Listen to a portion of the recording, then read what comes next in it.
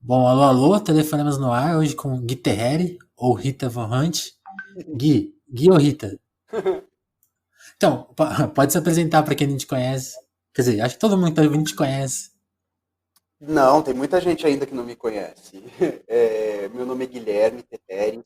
Eu faço uma drag queen chamada Rita Von Hunt, que é possivelmente a forma através da qual as pessoas devam me conhecer. Eu sou do interior de São Paulo, nasci em Ribeirão Preto, tenho 29 anos, sou formado em artes cênicas pela Unirio e letras pela USP, sou professor de língua e literatura inglesa e hoje eu estudo uma matéria chamada Estudos de Cultura, né, que provavelmente deve desembocar Aham. no meu projeto de mestrado. E eu, Ah, que como legal. fazendo a Rita, eu apresento um programa na TV. É um programa que passa na América Latina todo, chamado Drag Me as a Queen, pelo canal I. Eu tenho um canal no YouTube chamado Tempero Drag, que é de difusão de conhecimento acadêmico, para tornar alguns debates mais pontuais, mais acessíveis, mas principalmente engajar as pessoas com textos, com ideias e com, acho que uma forma diferente de fazer análise e crítica da realidade. Diferente no sentido Sim. que é pouco acessível, né? E acho sei lá, deve ter mais coisa, mas eu sempre esqueço. Não, sim. Eu gosto quando você usa a palavra acessibilidade, porque é o que acho que a primeira coisa que eu identifico assim, nos seus vídeos de política, especialmente, é essa acessibilidade mesmo. Você consegue resumir umas coisas muito complicadas em 5 minutos, 10 minutos. E de um jeito que tem o seu humor, né? Tem essa pegada de humor, mas assim, muito afiado, assim, e essa coisa, né? Tem essa síntese rápida e explica muito bem. A que você atribui um pouco isso, assim? Eu, Não, eu, acho que tem muito a ver com a sua formação, né? com certeza. Primeiro, obrigado pelos elogios, né? É, Imagina. eu acho que, de certa forma, isso é resultado de uma formação, mas em especial isso é resultado de uma prática, né? Uhum. Eu comecei a dar aula muito cedo, acho que aos 14 anos de idade, ainda Caramba. mas eu era voluntário num Sim. projeto chamado Amigos da Escola.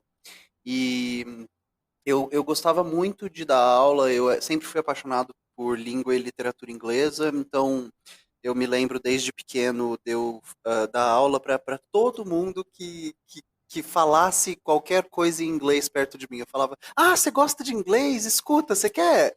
E aí eu Que tal lembro, aula aí? foi uma época muito divertida, assim, e foi quando eu comecei a desenvolver ferramentas pedagógicas, né? Foi muito através da Aham. prática. Aos 14 eu ainda não conhecia Paulo Freire, aos 14 eu ainda não tinha estudado a Maria Montessori, então o Piaget, muito do meu método de dar aula, ele veio através de dar aula, né?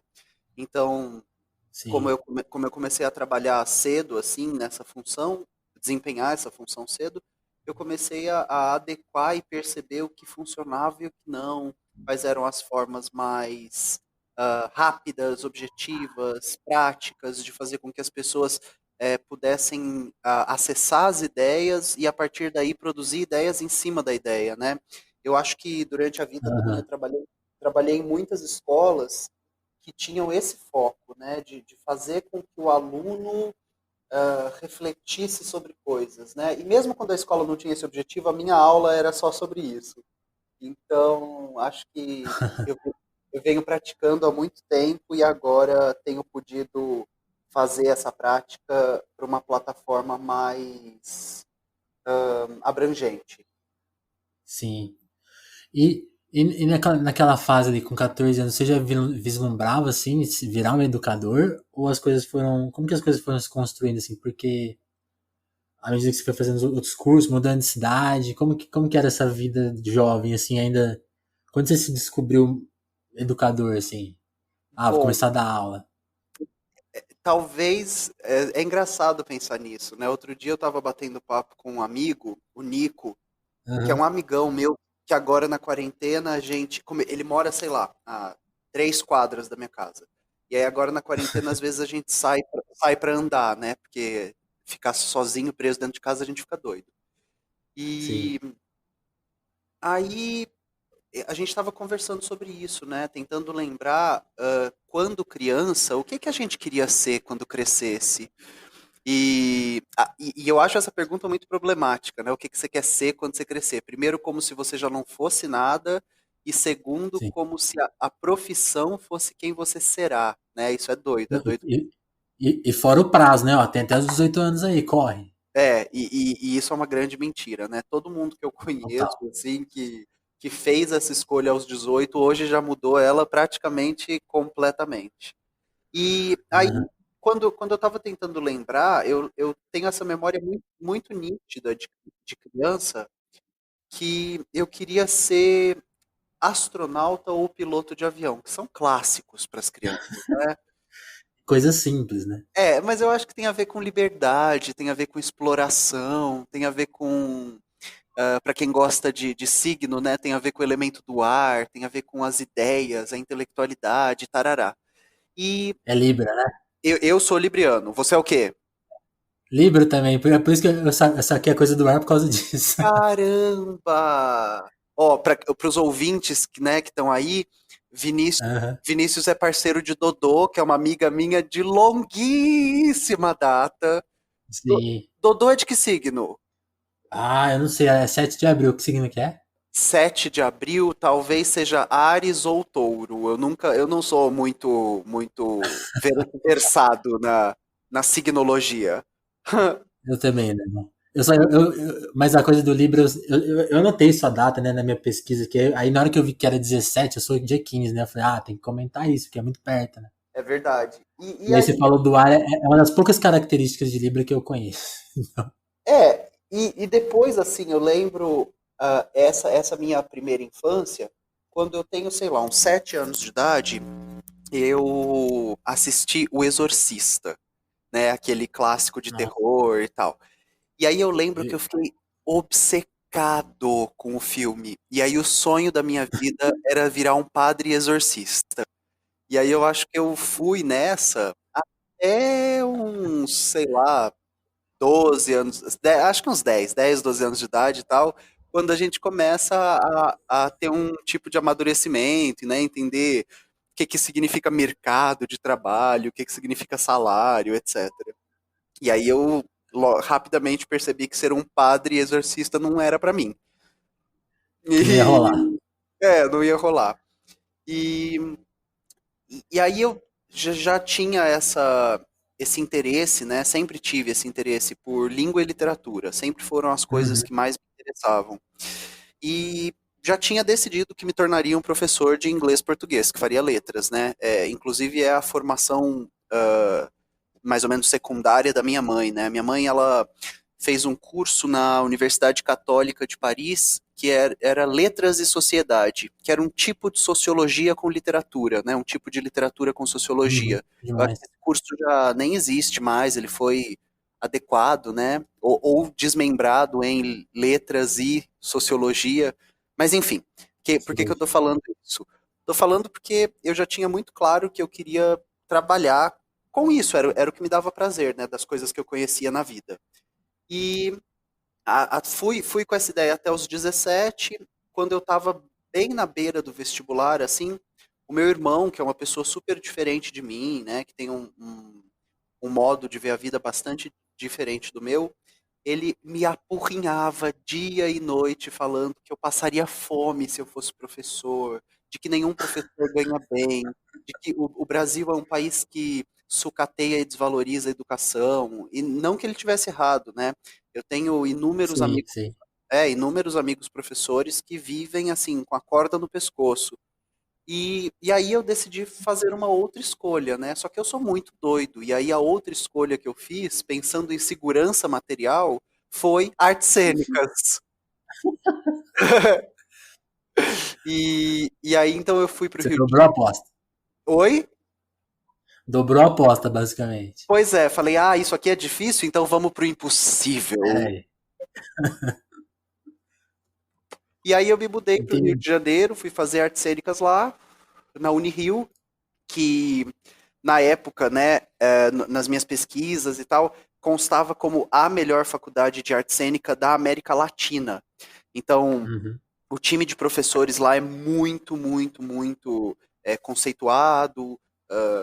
Para você ter uma ideia, você sabe quem é Bárbara Eliodora?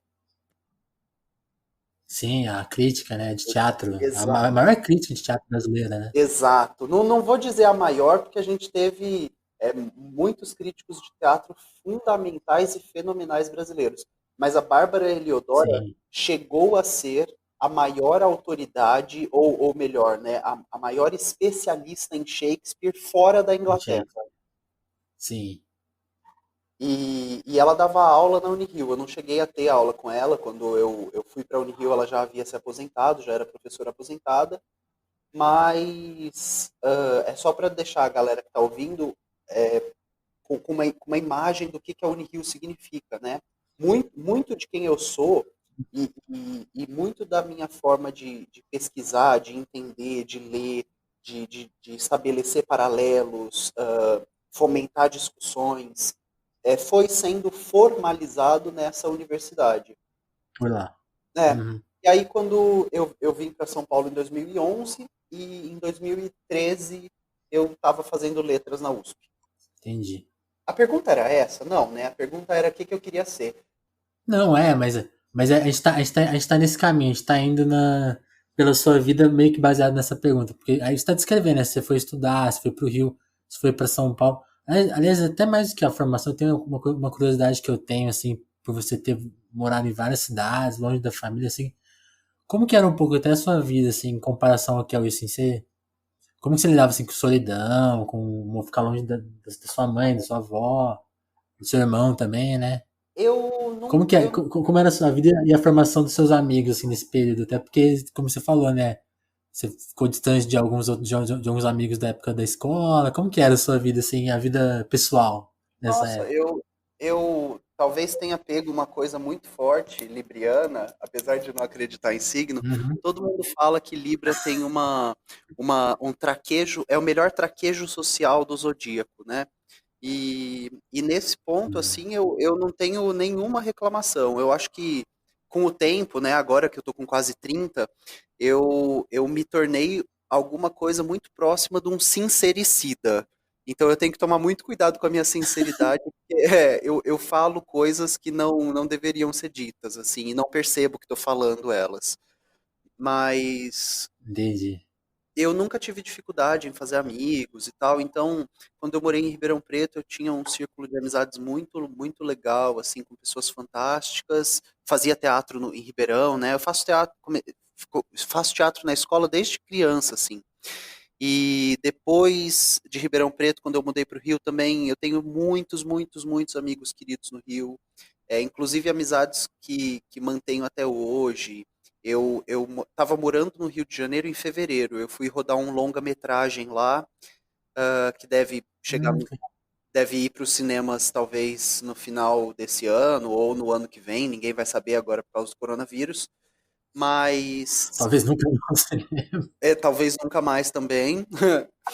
E, e aí eu fui morar lá em fevereiro desse ano agora, de 2020, e Uhum. eu reencontrei vários amigos, assim, eu tenho uma grande amiga no Rio de Janeiro chamada Ava, que é atriz e professora também, e aí a gente pôde se ver, saiu para beber um drink, ela foi no hotel onde eu estava hospedado, ficou um domingo lá comigo, foi um outro dia, a gente eu consigo manter relações com os meus amigos, apesar de não ser como é que eu posso dizer isso, assim, eu não sou um bom mantenedor de relações no estrito senso, né, eu não sou alguém que manda mensagem, faz vídeo call, eu detesto vídeo call, então as minhas amizades, elas se mantêm, acho que muito por causa da minha eu acho que do laço verdadeiro que se estabeleceu, né? Eu tenho um Aham. grande amigo aí em Ribeirão Preto, chamado Hum. Samuel, que a gente é amigo até hoje e a gente só estudou o prezinho juntos. Ou seja, o último Uau. ano, pois é, o último ano que a gente estudou junto foi com 6 anos de idade no pré. E a gente mantém amizade até hoje, sempre que a gente se encontra, tudo é incrível. O Samuel namorou duas grandes amigas minhas, né? A Laís, a Laís no colegial e depois a Bárbara, com quem hoje ele é casado. E a Bárbara foi minha amiga da cultura inglesa, né? Então, enfim, a gente tem uma relação muito autêntica, genuína. E aí, para essas relações, eu acho que elas são imperecíveis. Passe o tempo que for, aconteça o que Sim, acontecer, as coisas estão mais ou menos sempre aí iguais. dura. É,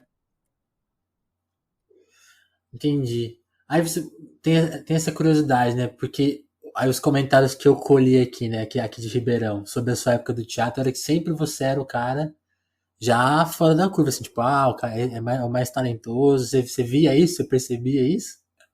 Primeiro eu vou te pedir para mandar um beijo para todo mundo com quem você conversou, porque eles foram muito generosos e gentis Uhum. nos comentários deles. Mas eu acho que talvez essa impressão de que eu fosse talentoso se deve ao fato de que eu sou muito desinibido. Eu não tenho grandes problemas em me expor. Claro, no Uhum. sentido artístico, né? Eu acho que pessoalmente ou privadamente eu sou super ah, reservado, né? A maioria das pessoas que conhece a Rita não tem a mínima ideia de quem é o Guilherme. Eles são muito diferentes.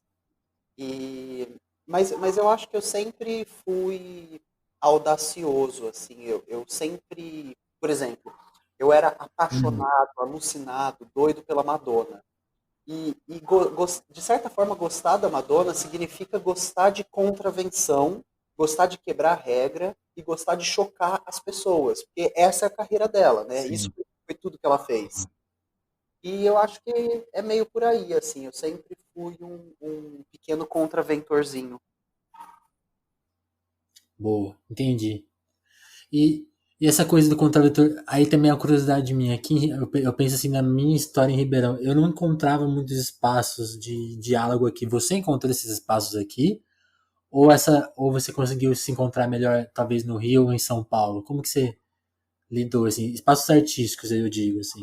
Eu acho que eu me encontrei em todos os lugares, assim. É claro que de forma muito distinta. Legal. Eu acho também que a possibilidade de passar por essa, deixa eu ver como eu posso dizer isso, por essa experimentação, ela formatou quem eu sou.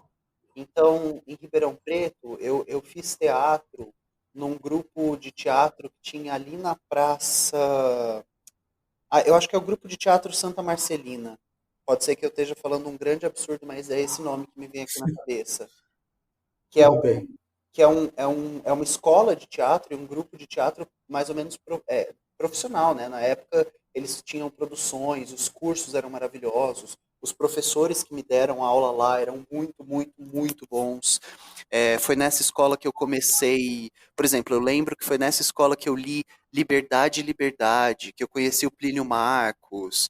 É, então, o meu contato com teatro, assim, um contato jamais eu não sei se a palavra é profissional, mas eu vou dizer um contato mais formal, né, de entender o que significa teatro enquanto gênero literário, quem foram os expoentes. Eu conheci o Bertolt Brecht nessa escola de teatro em Ribeirão Preto.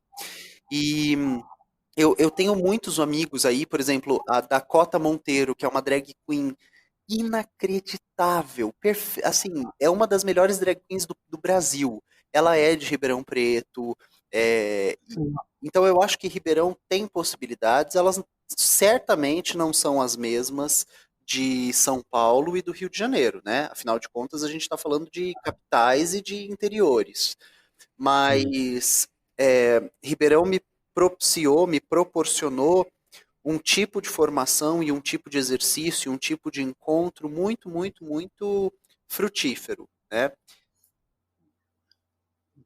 Entendi, que legal. Então vamos falar da Rita, porque a gente falou um pouco da sua formação até agora e não falou nada da Rita. Quando que ela entra na sua vida, né? É no carnaval, né? Eu comecei a fazer drag em fevereiro de 2000. Agora eu nunca lembro se. Foi fevereiro de 2013, lembrei. Eu ia falar, não lembrava se era. 2013? É, então faz 7 anos, né, que eu tô fazendo isso. E é muito doido, porque ao mesmo tempo que eu olho para essa primeira montação no carnaval, para mim parece que foi ontem. Eu tenho uma memória muito nítida de como tudo começou. E eu tava na Aham. época assistindo o RuPaul's Drag Race, que é um reality show muito famoso, né? Hoje ele tem uma premiação, acho que eles têm mais de 9 Emmys, que é o prêmio principal da TV norte-americana. E quando eu estava em 2013, eu estava assistindo a terceira temporada do programa e estava entendendo, imagina, até 2013 eu não tinha 12, 13, né? Eu comecei a assistir esse programa em 2012. Eu não tinha a menor ideia Aham. do que significava drag queen. A única imagem que eu tinha na cabeça era Priscila, a rainha do deserto, e aquele para Wong Fu, obrigado, sabe? Obrigado por tudo. É, Aí eu sempre esqueço o nome da atriz, é Julie Newman, eu acho que é o nome do título. E olha que engraçado, né, de como a gente é culturalmente colonizado. As únicas duas referências que eu tinha de drag queen Não eram brasileiras, né? não só não eram brasileiras, como eram anglófonas. Era uma australiana Total. e uma norte-americana, né? Que chegaram até mim através da indústria da cultura. E esses dois filmes, eles não têm a mínima ideia do que exatamente do que é drag queen, né? Porque os dois filmes Uhum. fazem uma construção assim que está tratando sobre outras coisas. A drag queen é só um pano de fundo nessas duas obras. Por exemplo, tanto no Para Wong Fu isso é mais salientado, assim. Elas vivem montadas. Elas viajam os Estados Unidos montadas e tal. E nenhuma drag faz isso, né? Se montar é só pro palco. Então, eu fui descobrir de novo o que era drag queen através do RuPaul, e foi aí que eu comecei a me interessar pelo Brasil, né? E assim, a produção drag queen brasileira, ela é. Não, que cena que o Brasil tem, né? Hum, mas a produção drag queen brasileira, ela é muito específica. Então, por exemplo, quem não conhece, eu deixo aqui a fortíssima recomendação de correr atrás do Divinas Divas, o documentário da Leandra Leal, de Uhum. 2016. O Divinas Divas vai acompanhar aos 70, né, com essas Divinas Divas já tendo 70 anos de idade, quem elas eram nos anos 60. E aí vai contar um pouco da história do movimento drag queen, transformista e travesti brasileiro lá dos anos 60, no Rio de Janeiro, no Teatro Rival, no SBT, em São Paulo.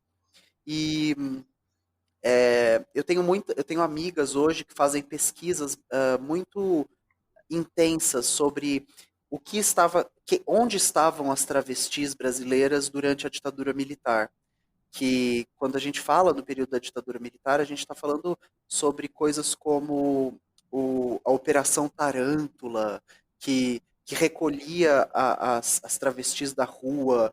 Muitas travestis Aham. desapareceram, foram assassinadas, foram torturadas, foram extorquidas pela polícia. No Divinas Divas, inclusive, tem um pedaço, acho que elas estão em 68 ou 69, então pós AI-5, e elas começam a contar, né, como eram as proibições, que elas não podiam andar de uma casa noturna até a próxima, que elas tinham que se desmontar, que os shows que aconteciam no Teatro Rival, nos teatros tradicionais do Rio de Janeiro, esses shows aconteciam assim, com alvará da polícia, ninguém poderia dar entrevista, ninguém poderia aparecer na TV, ninguém. Então era muitas sanções que de certa forma Uhum. atravancou o movimento, né, de florescer. no seu potencial. Ele floresceu em um outro potencial. Ele se tornou um movimento de contracultura, ele se tornou um movimento muito político, e isso é muito engraçado, porque todas elas falam que elas não falavam sobre política. Só que talvez elas não tenham o entendimento que tudo o que elas estavam fazendo na época era extremamente político, né? Extremamente político. Extremamente político. Então eu comecei a fazer minha drag por uma via da indústria da cultura, né, da TV e do cinema norte-americano e australiano, e depois eu fui aos poucos descobrindo quem era a minha drag para além do que a indústria de cultura esperava dela. Sim. Porque uma coisa que eu tava pensando assim da nossa geração, não a geração que viu o RuPaul já, mas quando a gente era criança, por exemplo, que a gente via, sei lá, o Jorge Lafon na TV, que a gente não tinha, né, nenhuma dimensão dessas questões políticas, né? A imagem que tinha na TV era muito era só era uma coisa muito plastificada, né? Tipo assim, só tinha aquele plano ali do humor, e era um humor muito agressivo, né? Não era aquele famoso não rindo com, rindo de, né? Exato. Como que você tinha essa perspectiva, né, quando você era criança? É um pouco que você contou, né? Você foi pegando aos poucos, então, a parte mais política da coisa, né? Sem sombra de dúvida. A minha visão anterior ao seriado, eu tinha até um pouco de medo, né? Então, Uhum, na minha cabeça não estava, por exemplo, Jorge Lafon, a Vera Verão, a Isabelita dos Patins, era uma coisa. E aí sim. existia uma outra coisa que era drag queen. Eu não ligava as duas coisas. Eu lembro, e olha que eu já era um homem adulto, eu já tinha 21, 22. Aham, Eu estava uma vez em Ribeirão Preto numa boate gay, não lembro o nome dela, acho que talvez ela nem exista mais. E uma drag veio falar com o nosso grupo de amigos, assim. E eu lembro que eu congelei, assim, de medo, de não saber o que estava acontecendo, quem era aquela pessoa, quem é essa pessoa? por que ela estava desse jeito, e o que estava. E foi um choque, assim, muito, muito nítido. E eu fico pensando que a nossa geração, ela foi treinada, de novo, né, pela indústria da cultura, Sim, a pensar essa subjetividade, essas pessoas, esses jeitos de estar no mundo como chacota, né? sim. E a TV tem um papel monstruoso na construção das subjetividades. Ao passo que a gente foi se configurando, né, num tipo de capitalismo que deixa as crianças sozinhas, deixa as crianças com a TV, deixa as crianças expostas a todo tipo de programação, Qualquer etc. coisa. É, a gente vai sendo formado, de certa forma, pela TV, vai sendo educado pela TV. E, e quando a gente pega esses exemplos, né, de como a TV lidava com o homossexual, com a drag queen, com a travesti, a gente tem um imaginário muito perverso sendo construído, né? Até hoje, quando a gente fala sobre travesti e mulher trans, as pessoas têm dificuldade de entender que existe aí um claro recorte de classe.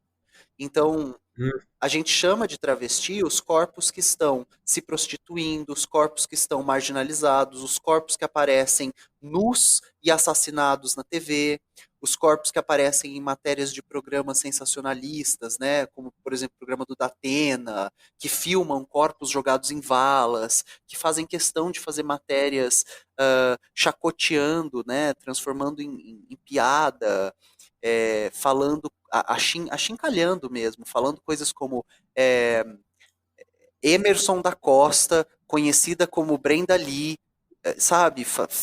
Não aham, reconhecendo a identidade dessas pessoas, as transformando em algo menos humano.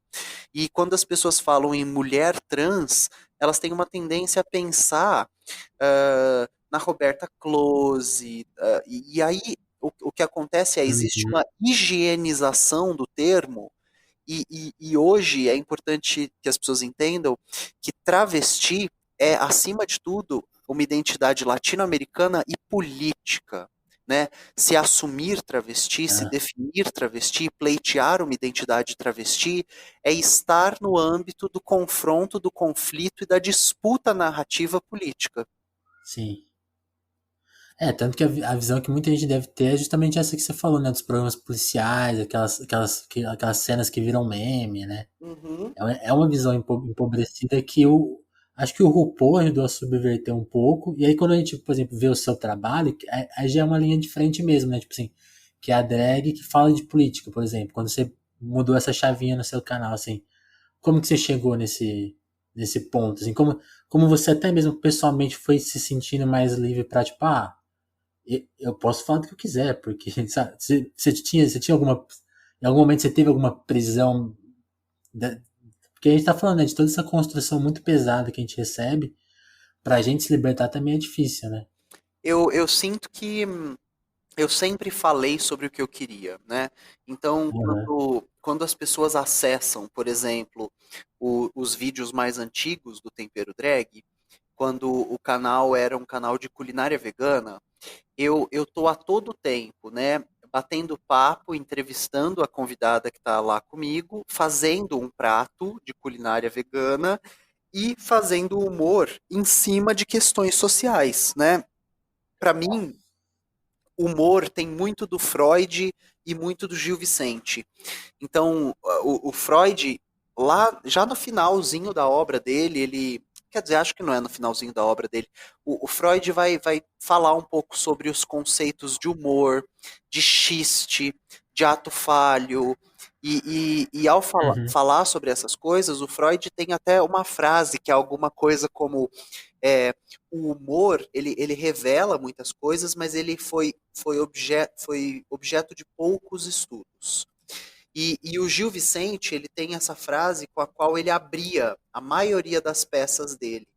Então, quando você vai atrás dos escritos, tal, tem Uhum. muitas peças dele que começam com rident castigat mores, que é uma frase em latim para, através do riso, através do humor, você critica os costumes.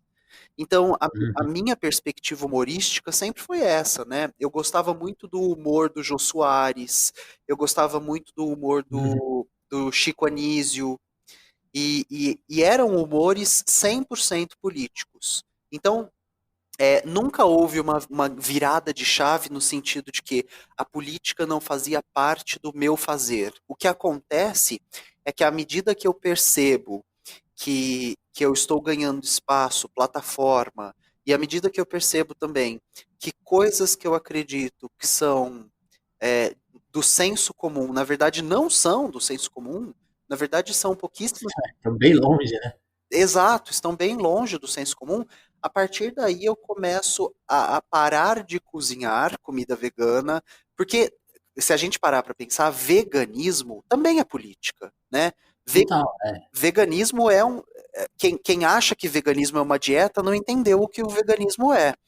Então, quando a gente sai da pauta vegana para tratar única e exclusivamente, assim, no pano de frente sobre a pauta da educação, eu acho que não é exatamente uma virada de chave interna, mas é uma virada de chave externa. Assim, o Brasil mudou muito de lá para cá.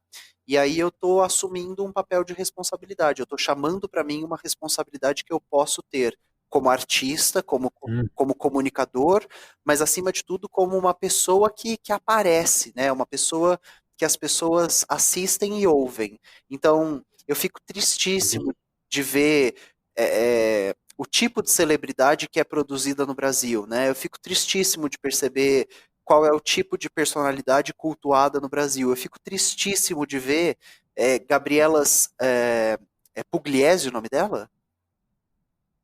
É. Que Aqui, a primeira vítima do Covid? sei lá o que, que ela é. Eu sei que eu fico triste de ver essa futilidade, esse lugar do vazio, de que nada Não, ali. não, é que É que você falou dela e eu lembrei que ela fez um post que ficou muito famoso agora na época do corona, porque ela foi uma das primeiras brasileiras que pegou famosas, né? Hum. E aí, quando ela se recuperou, ela fez um post, assim, acho que no Instagram, falando, tipo, olha como essa doença está. Como que é? É meio que equalizando o mundo, sabe? É uma Nossa. doença que vai. O mundo vai parar de. Sabe aquela visão bem Alice. de rico? É. Eu tive acesso a essa fala dela através da Janaísa Viscardi, que é uma professora da Unicamp, que tem um canal no YouTube chamado Jana Hum. Viscardi, que é o nome dela, onde ela Ah, não conheço quem é atrás. é maravilhoso, é maravilhoso. E ela faz análise do discurso.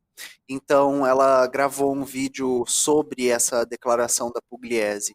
E aí eu acho muito triste, assim, o tipo de personalidade Então, cultuada no Brasil, né? E aí isso vale para Pugliese e isso vale para Inês Brasil, que uhum. são praticamente, né, dois polos opostos de um sistema, né? Mas então eu falei, bom, já que eu tô tendo acesso às pessoas e que as pessoas estão tendo acesso a mim, deixa que eu faça alguma coisa válida com essa exposição. Entendi.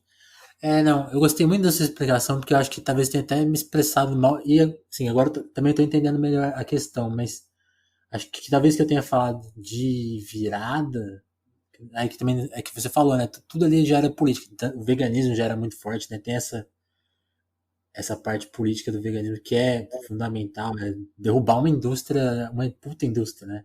Basicamente. É a maior E delas. aí, então. E aí eu acho que talvez que eu tenha entendido como uma virada é, sei lá, talvez começar, por exemplo, a falar de marxismo, ou. Porque aí tem essa coisa, tem uma coisa que você até fala, né? Tem uma hora no seu canal que você fala, agora vamos falar de Marx, mas antes que você comece a revirar o estômago, calma. Porque tem essa coisa, né? Desse, justamente, a gente tá falando de toda essa padronização. Alguns pensadores de esquerda, especialmente, são muito. Já estão muito. Como que é? Como que fala? Assim, tá, na mente dos seres comuns estão completamente deturpados, né? Sim, E aí sim. você tem. Acho que talvez você comece a falar mais deles de uma forma muito clara, né? É isso que eu estava te elogiando lá no começo. Então acho que talvez tenha tido essa virada de falar mais desses assuntos sem medo de dar os nomes, sem de perder público. Ah, não, lá, sabe, virar esquerdista e as pessoas pararem de seguir só por causa disso, sabe? Ah, sim, mas eu nunca estive, não estou e acredito que eu nunca estarei preocupado com isso, assim. É, Uhum, e talvez isso seja uma realidade para mim, porque, eu sou um homem gay, né? Apesar de hoje já uhum. não, já tá cagando para essas definições. Prisões. Na verdade, eu acho que o debate ele é muito mais profundo do que isso, né? De que a gente acreditar em homem e mulher como uma caixinha fechada, isso é uma burrice sem fim.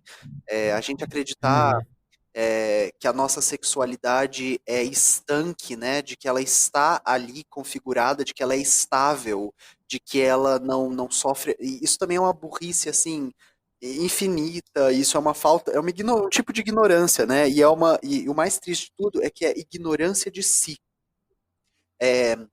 Pensar que a nossa sexualidade é monolítica também é uma grande burrice. Mas por que eu estou falando isso? Porque eu nunca estive preocupado com o reconhecimento no sentido de, eu vou ou não ser aceito. E talvez um pouco também por causa dessas figuras que me inspiraram, né? É, gente, a Madonna nos anos 80 estava se masturbando com um crucifixo. E a gente está falando da Igreja Católica, né? Que nos anos 80 é uhum. maior instituição do mundo. Ainda não tinha acontecido esse deixa eu me expressar bem. Essa essa tomada Conversão, talvez. pro protestantismo, né? Para esse tipo de neopentecostalismo. Então, Aham. eu acho que eu sempre tive, assim,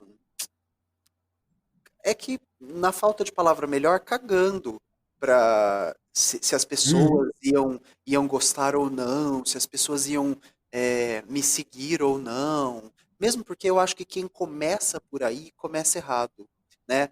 A gente tem que estar Sim. preocupado, a gente tem que estar preocupado em desenvolver uma coisa e não com qual será a crítica alheia dessa coisa, né?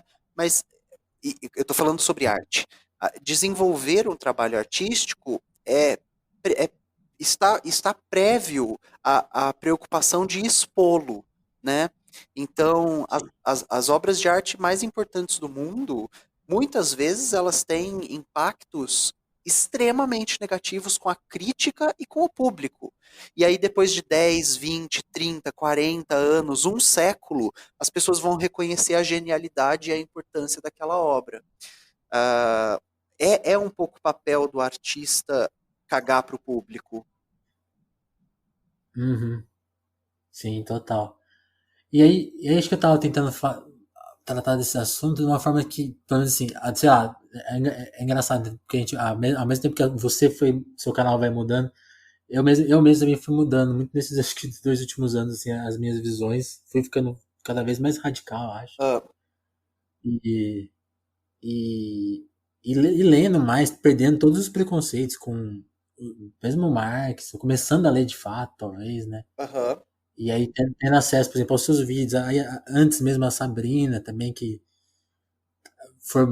for, forma muito, assim, apresenta os conceitos do jeito correto, etc, né? sim. E assim, aí acho que até a minha visão sobre isso é um pouco anterior ao que eu penso hoje, mas aí por isso que eu tava falando, assim, talvez o que seria o senso comum, né? Começou a falar de política, vai perder público, né? Exato. Porque o pessoal não gosta disso. E aí o que é mais legal na sua história é que justamente é o contrário, né? Você é abraçada, você fica popular, né? Como que foi isso? Eu não sei assim ao certo quando foi. E também tenho dificuldade de falar como foi, porque eu Uhum, tento o mínimo possível pensar sobre isso. De certa forma, porque isso pode gerar um tipo de paralisia, né, um tipo de medo, assim. É, hoje no canal do YouTube a gente tem quase 500.000 de inscritos, o que significa sim. um número muito grande, mas ao mesmo tempo não significa nada, porque é só alguém que apertou um botão inscrever no YouTube, né? E Aham. então, de certa forma, isso, uau, 500.000, mas ao mesmo tempo, gente, não é bem por aí, né? Ah, Jesus Cristo tinha 12 seguidores e ele fez o que ele fez. Então, Sim. acho que a gente sempre tem que estar um pouco, sei lá, assim, desconfiado desses números e do que eles significam e etc. De novo, eu volto para aquele lugar. A gente tem que estar preocupado com o trabalho, né? E não com quem vai assistir ou os números e etc. Uhum. Eu acho que isso desvirtua o nosso trabalho. Eu sou terminantemente contrário a trabalhos que estão focados em olha, reconheci esse público e reconheci que esse público tem uma demanda. Eu acho que isso é uma lógica capitalista, né? Ah, Total. e de um capitalismo ainda antigo, né? Porque o capitalismo recente ele cria as demandas no público. A indústria da propaganda ela só serve para isso, né? É, entrar numa faculdade, num curso de marketing e propaganda, é descobrir que você está fazendo um curso de como você faz para criar nas pessoas desejos que não existem. Então, eu sou muito contrário a essas coisas. Eu acho que eu gosto mais de um tipo de trabalho mais voltado à consciência e à crítica. Sim. E aí, vamos falar mais disso, então. Um dos vídeos que mais mexeu comigo, seus, foi muito recente, que foi aquele do Slam. Foram os Ah, dois, acho que foram os dois mais recentes, né? O do Slam e o do. Existe arte depois do coronavírus? isso, Era algo assim, né? isso. Existe arte depois da pandemia. É uma brincadeira com uma frase do Adorno, né? Que é citada de ouvido. É Isso. uma orelhada do Adorno. Aí, então, e são dois vídeos que, assim, por exemplo, você tá falando de produzir. tem essa consideração que eu faço.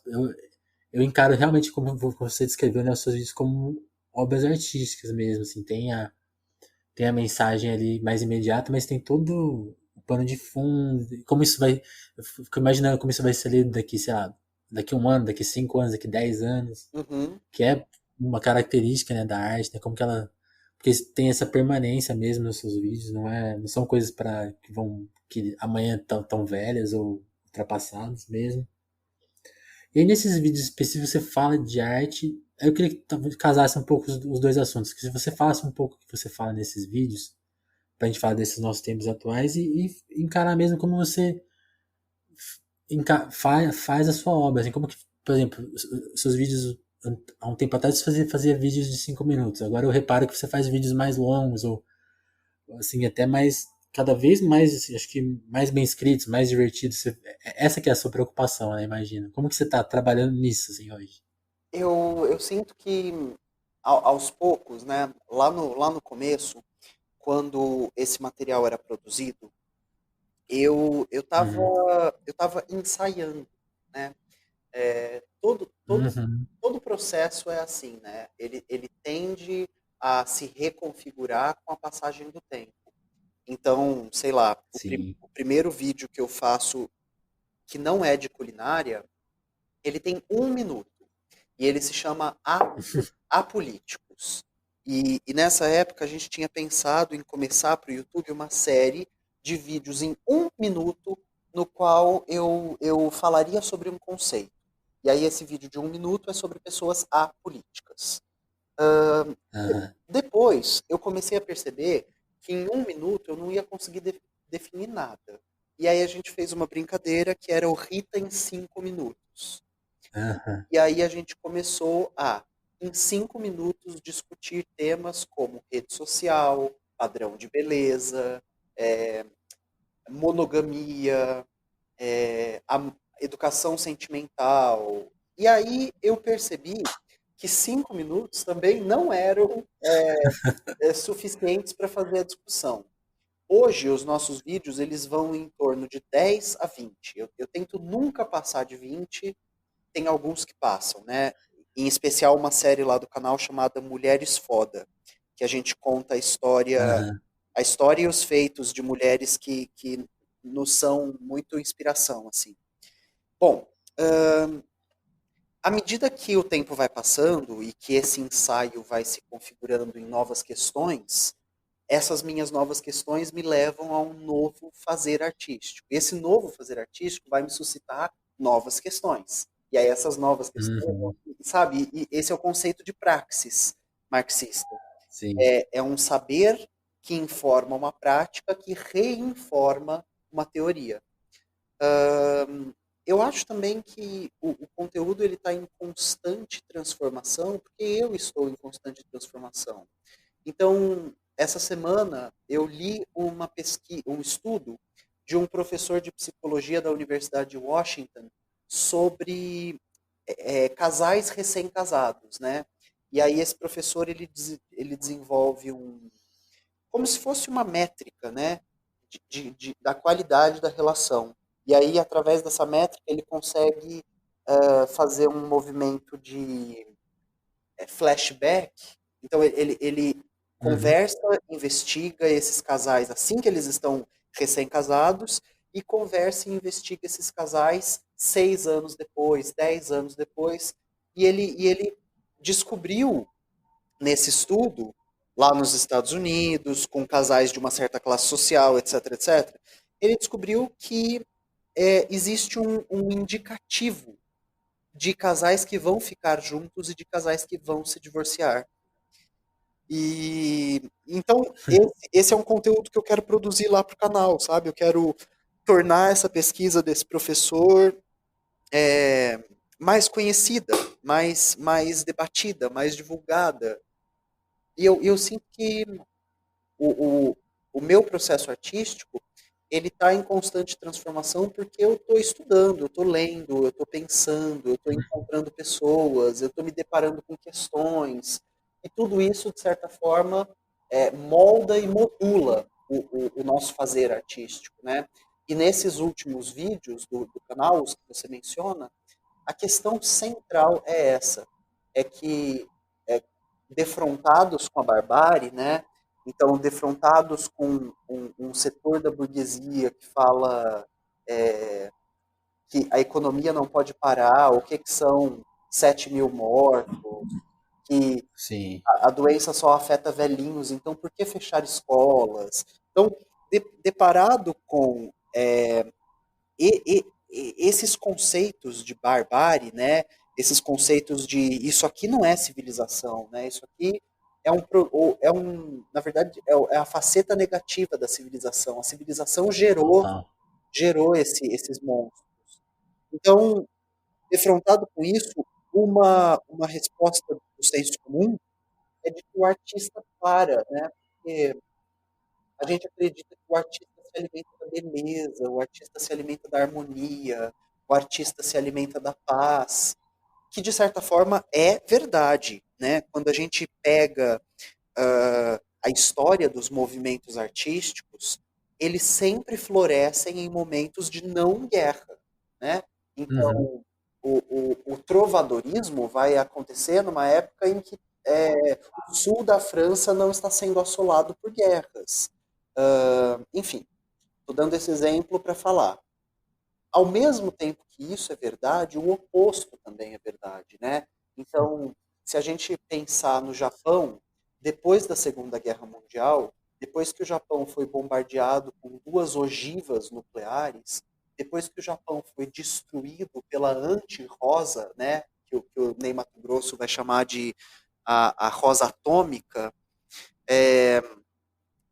depois que o Japão é destruído por essas duas bombas e que a gente se depara com a antítese da civilização, os artistas japoneses produzem uma coisa chamada a dança Butô. E quem não conhece, assim, vai para o YouTube, corre para o Google, tenta assistir uma performance de dança Butô. E é muito difícil assistir sem chorar. Eu nunca consegui nenhuma performance. Eu sempre choro, Uhum. eu sempre fico mal, porque me toca num lugar muito, muito sensível, assim, eu tenho muita tristeza em reconhecer o que existe de não humano no ser humano. E Aham. essa dança é só sobre isso. E quem Sim. produziu essa dança alimentado pelos horrores da Segunda Guerra Mundial. Então, esses dois vídeos que estão lá no canal, eles são um pouco sobre a importância do artista entender que os momentos de desfacelamento do tecido social são os momentos mais urgentes de trabalho artístico. Porque é nesses momentos de desfacelamento das ilusões, do tecido social, que o artista consegue lançar um olhar e configurar esse olhar numa forma artística que vai ser um epíteto, né? Vai ser uma constituição, vai ser uma cristalização da subjetividade daquele tempo. Sim. Não, uma coisa que eu gostei no seu vídeo é que você lembrou quando você falou assim, quer pensar num caso brasileiro, os racionais, né? Aqui Sim, no Telefonema você tem um episódio, a gente tem um episódio de 2 horas pra quem ficar curioso em saber dessa perspectiva dos racionais. Tem um episódio de 2 horas que eu trouxe a Mauri Gonzo. O Amaury, ele tem uma teoria que ele fala que o Mano Brown merece o prêmio Nobel de literatura pela obra, pelo relato, né? Do que é o Brasil sim, neoliberal, né? O que é o Brasil da virada dos anos 90 até agora, né? Esse sim. desfacelamento mais urgente, né? A situação foi ficando cada vez mais precária, né? E eu E aí tá acho, tudo na obra deles. eu acho que a gente tem que ter um ouvido aberto, em especial, para todo mundo que está na terceira margem do rio. Aqui para falar um pouco do Guimarães Rosa. Uhum. Quando a gente entende que a gente vive uma estrutura social que cria centro e periferia, que cria hegemonia e, e, e, e colônia, que cria opressor e oprimido, etc., a gente também precisa entender se o discurso que tem chegado até nós, se a narrativa que chega até nós, está sendo produzida pelo vencedor ou pelo vencido, né? E atentar Total. para a narrativa produzida pelo vencido é descobrir o que o sistema quer que você não saiba. É muito isso. Tanto por isso que eu tenho. Não sei se você tá com esse desespero também. Eu vejo uma live de quarentena, eu fico meio desesperado, porque assim, aquela festa, aquele monte de bebida alcoólica, eu vou ficando meio desesperado. Quando você falou do seu desespero com o mainstream brasileiro, né, das referências, eu fiquei pensando muito nessa cena. É. Não sei se tem a ver, se você tá precisando pensando isso. Não, esse seu exemplo é perfeito, né? Enquanto as duplas sertanejas estão contratando pessoas para trabalhar como garçom, né? Uhum. Tem essa live específica que as imagens dos bastidores vazaram na internet, enquanto os bonitões estão lá cantando, tocando violão, tem uma equipe de pessoas operando câmera, Trabalhando. é, operando luz, operando bar e trabalhando para eles poderem fazer o show live deles, né? Que não é uma, Uhum. não, sei lá, que está em completo desalinho com o que deveria ser o trabalho artístico dessa época. Não, é muito engraçado isso, porque eles. Quando tem essa história que a primeira live da época da pandemia seria a do Coldplay, né? Que aí é o exemplo mais. Embora, sei lá, não sei se dá pra gente dizer isso que foi o mais certo, né? Mas o cara pegou um celular em casa mesmo, fez toda aquela coisa. E aí no Brasil foi virando uma superprodução, né? Aí a gente pega o exemplo do garçom e tem que pensar, né? Esse cara chegou como lá, né? Ele foi de É, ônibus. é. A, Dos 150 mil do patrocínio, quanto que ele recebeu, né? Por exato. exemplo. A própria Dua Lipa, né, ela fez uma sequência de lives que foi editado, né? Então era assim, era as dançarinas, cada uma na sua casa dançando com o seu celular. O Aham, legal. percussionista com a sua casa tocando percussão. É, o baixista, o guitarrista, o tecladista, e ela cantando. E aí depois todos esses materiais foram enviados para uma pessoa que compilou tudo isso em um vídeo, e aí você assiste um show, só que esse show foi produzido com cada pessoa na sua casa. Exemplo, né? É, Você gostou do disco novo da Dua Lipa? É o melhor do ano? menino, eu não ouvi, eu não acompanho assim. É, é, é muito difícil acompanhar álbuns, né? Eu lembro que depois da minha última decepção, que foi com Arctic Monkeys, eu desisti. Eu falei, para mim já deu. Não tenho mais esse fôlego. Você sabe do que eu tô falando? Ah, não. Não, tem que ouvir. É muito legal. É muito bom esse disco. Você gostou do último disco do Arctic Monkeys? O quê? O do mais novo? Você não gostou? Ah, esse que você falou, acho que cortou, eu não peguei. Senão, não, do mais recente eu não gosto tanto, não. Mas eu tava falando da Dua Lipa. O disco da Dua Lipa, inclusive, é melhor que o último do Arctic Monkeys. Ah, tá. Não, o último da Dua Lipa eu não escutei, mas eu tava falando que o penúltimo álbum do Arctic Monkeys é o AM, que é Ah, sim. nossa, que é um dos melhores discos da década, assim, é sem sombra de dúvida uma das melhores coisas Sim. que a música britânica produziu. E aí depois disso eles lançaram um outro CD, eu acho que chama Número 5 Hotel, ou Hotel Número 5, alguma coisa assim. Nossa, que eu detestei. É, acho que é. É, e aí eu tava brincando que foi uma decepção. Não, eu também não gostei, não. Eu tava brincando que foi uma decepção tão grande que eu parei de acompanhar cantores. Ah, não, pode voltar a acompanhar que a Dua Lipa fez por merecer. Aí Vou. falando, quando a gente tava falando de. Aham.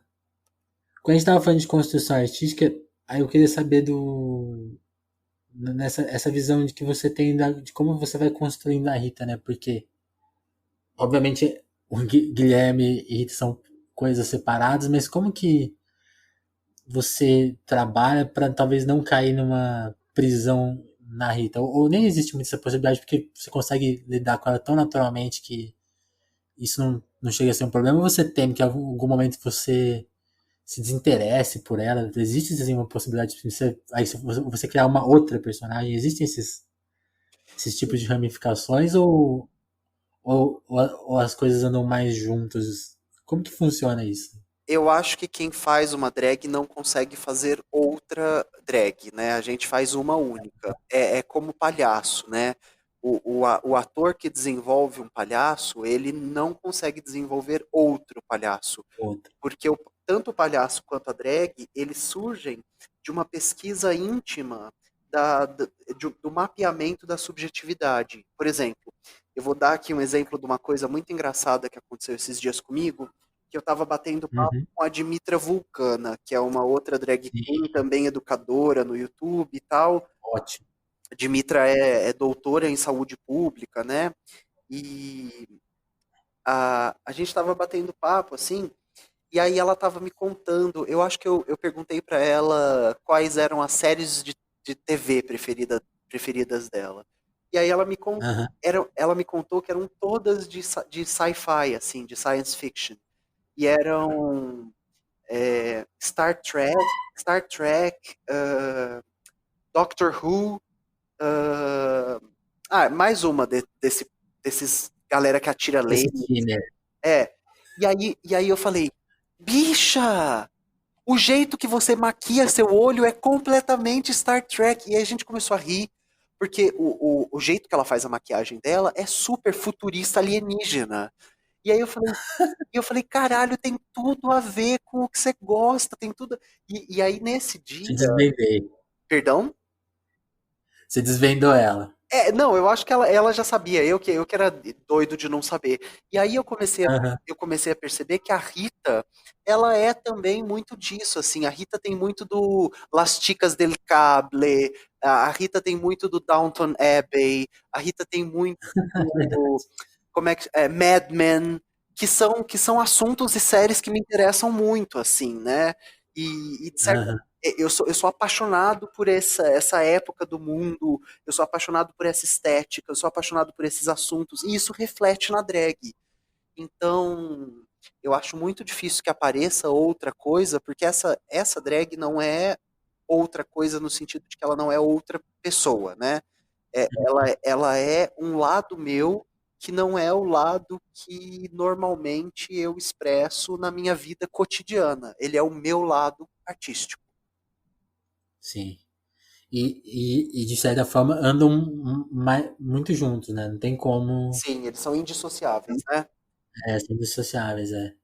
Porque aí a gente queria, não queria ultrapassar muito a 1 hora, a gente já passou, mas aí eu queria fazer uma pergunta que até a Dodô que levantou. Falei pra ela, faz uma pergunta. O que você quer saber, né? E aí ela mandou aqui, assim, que quando que você começou a ler, por exemplo, o Marx, e eu tenho a curiosidade do Adorno, que eu queria saber mais do Adorno, que eu nunca li, e até te perguntar por onde começa a ler.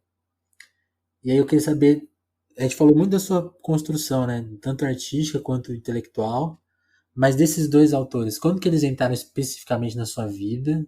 E que Tá. obras, assim, né? Tipo, que livro que você leu? Eu falei, caralho, Bom, o pensei meu, tudo errado até agora, né? Ficou esses o, momentos. o meu primeiro contato com um texto marxiano, né?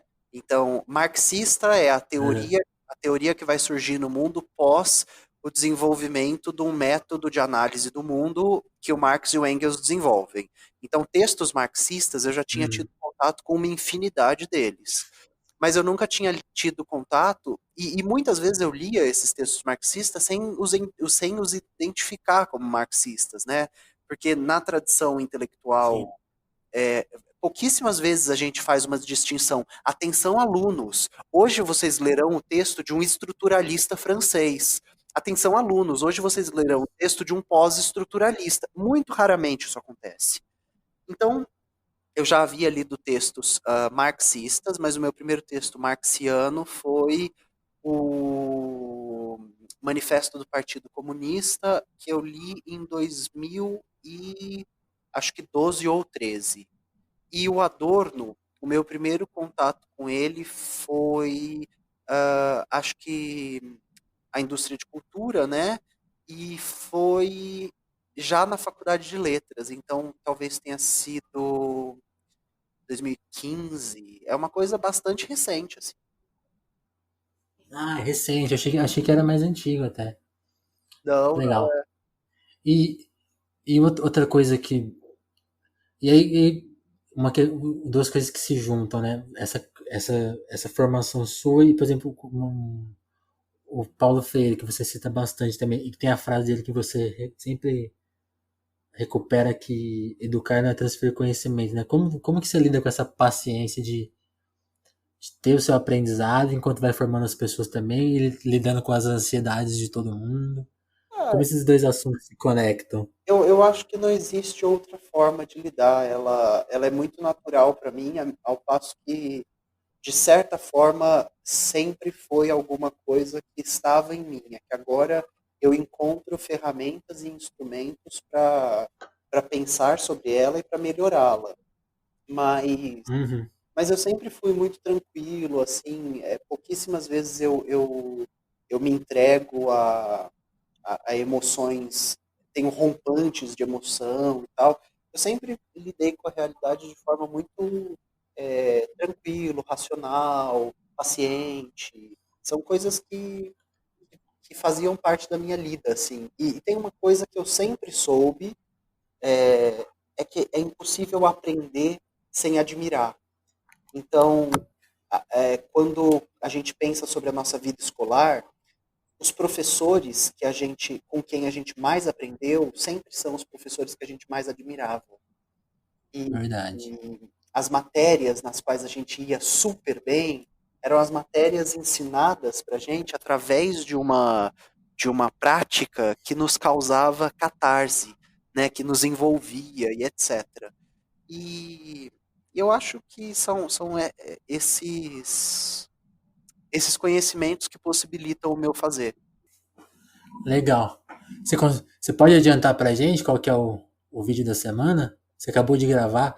Porque aí minha última pergunta seria, como que, depois que você grava, como que você fica, assim? Como que fica o seu estado mental Eu depois de fico, uma gravação? eu fico exausto. Porque, não, então, justamente por isso que eu fiquei pensando, quando eu vi seu último vídeo que você leu o poema do Drummond, eu falei, nossa, ela deve ter terminado completamente exausta aquela gravação. É isso mesmo? Nossa, não, eu sempre.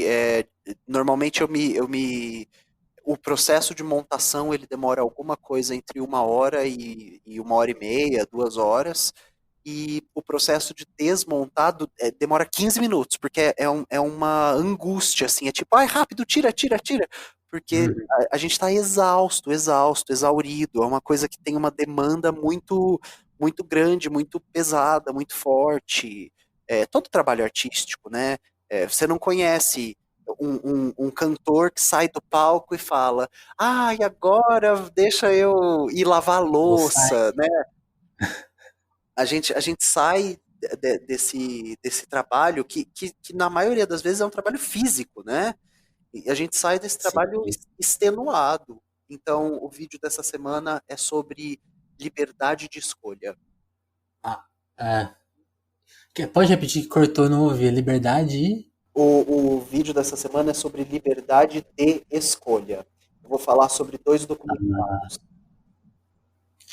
Legal. Ah, falando em documentário, eu vi aquele documentário que você indicou, tá? O De, The do Planet of Humans. Planeta Tô dos arrasado já. Pois é, eu até agora não me recuperei. E ele é um dos documentários que vai nortear esse vídeo que sai terça-feira agora. Pesadíssimo esse documentário. Assistam, tá no YouTube aí na íntegra. Dá pra Isso. ver. Rita, eu queria te agradecer pelo tempo, pela paciência aí. A nossa ligação tava com umas interferenciazinhas, mas a gente conseguiu gravar. Foi um prazer, Vinícius. Eu que E agradeço. foi uma ótima conversa. Eu que te agradeço. Então é isso. Um abraço. Até mais, então.